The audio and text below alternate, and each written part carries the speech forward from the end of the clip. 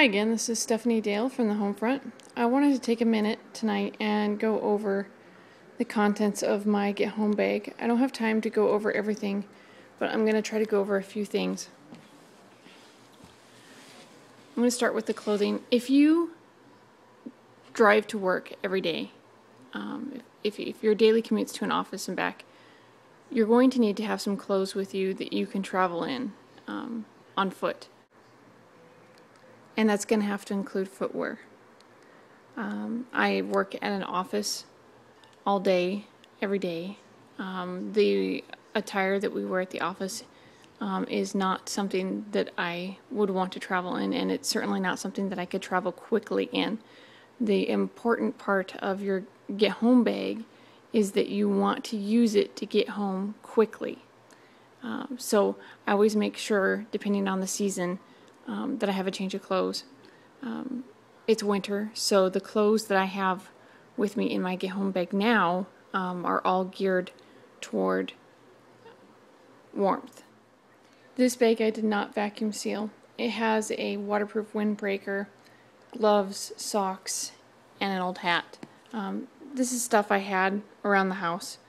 If you're caught outside overnight trying to get home and it's cold out and you're trying to sleep or you're just trying to survive, if you add this to your head, it's going to make such a big difference in your overall body warmth. It's just an old winter hat. I had it laying around. I can't afford a new one, so I threw it in my bag. It's plain looking. There's nothing special about it. It's just one more example of how you can use things that you have in your Get Home bag now, and you can improve later if you want, but you don't have to go out and spend a bunch of money on gear for your Get Home bag. For food, once again, you don't have to spend a bunch of money. You don't have to pack a bunch of MREs if you don't want to. I find MREs rather heavy myself, so I prefer packing meal bars and snack bars and stuff like that. Since I can't have gluten, I pack these Laura bars. They're gluten-free, but they're full of protein. They're very filling. Lots of protein, lots of carbohydrates. There's also a Pure Fit bar in there. That's another meal bar with a lot of carbohydrates and a lot of protein. Tuna packets work really great. Also, what works really well is Top Ramen. I can't eat Top Ramen, but I can eat this, which is rice noodles, so it's kind of like a Thai version of Top Ramen.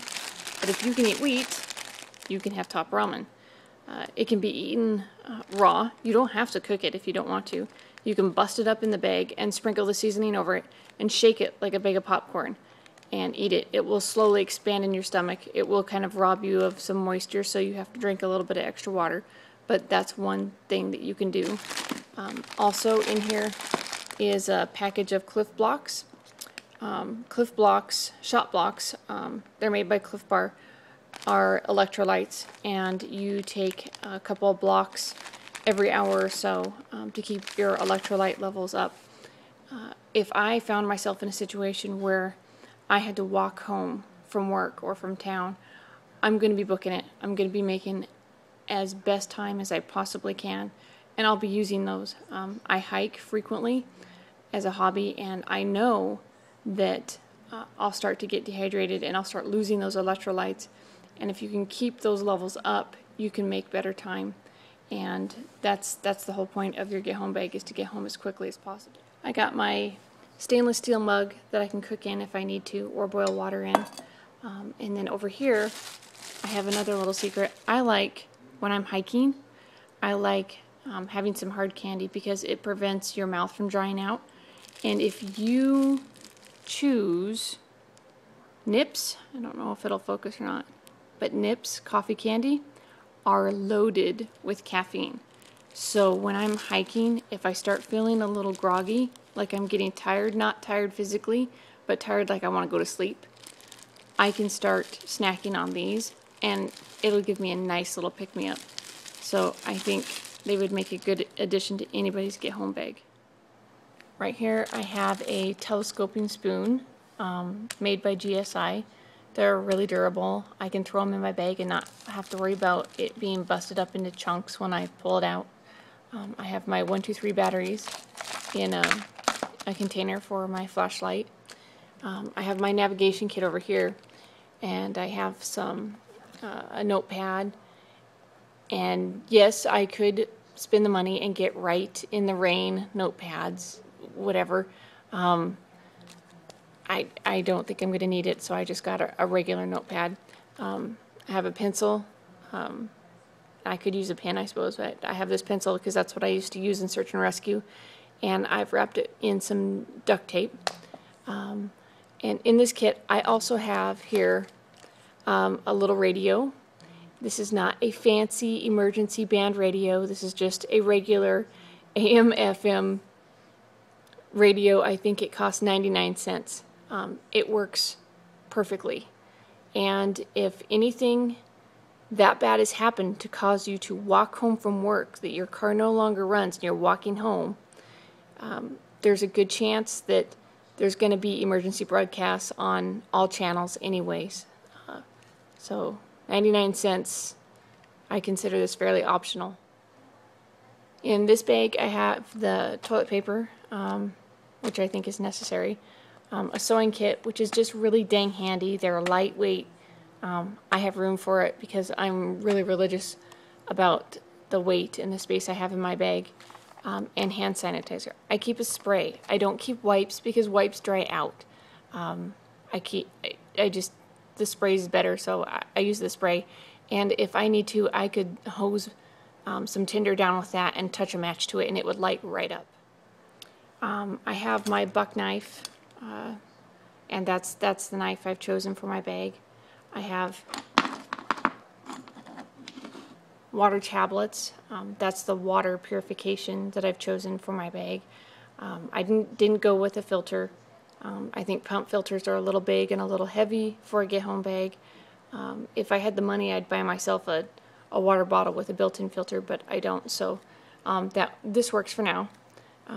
Right here I have a little multi-tool that I got from Cabela's. It's not as fancy, and it will not work as well as a Leatherman. It costs $5. It has a pair of pliers on it that I've used quite a little bit. It's got a mini flashlight on it and a bunch of other features, which is not too dang bad for $5. And I've had it for 4 years, and it hasn't broke yet, so my faith in it's pretty good. I also have a medical kit from Adventure Medical. They make these really great lightweight waterproof kits. This is a 0.5 kit. I would think that a 0.3 kit would be completely adequate for one person. I don't think you need a really super robust medical kit for your get-home bag. You want to keep it light, you want to keep it simple. Another thing I like about these little kits is that you can add stuff to it pretty easily. I went ahead and added a quick clot to it. It's a quick clot sport, and my reasoning behind it is if you do cut yourself and it's beyond like a mild cut, if it's beyond that, quick clot allows you to address it, get the bleeding stopped, and to put a quick dressing on it and get moving again quicker than if you were to have to break down this whole medical kit and combine 2 or 3, combine the gauze and the bandages and the tape and this and that. It's going to give you a quicker option to get back on the road, and so that's why I added it. Other than that, I would say it's optional. Over here we have my shelter for now. I have a 5x7 tarp,